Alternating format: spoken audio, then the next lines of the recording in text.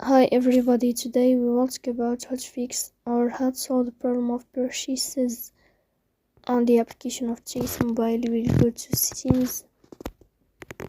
In this page, you will go to apps, default apps, app settings. On above, you will search about Chase Mobile and you will click here. Then in this page of app info, you will click on first stop and you will click OK. Here you will enter to the window of storage. Then we click on clear cache, but pay attention, don't click clear data because that can delete your account. In the end, you can turn off your phone and you can wait a moment to restart your phone again to fix that problem. So please don't forget to support us by like and subscribe. See you next time and thank you for your watching and your attention.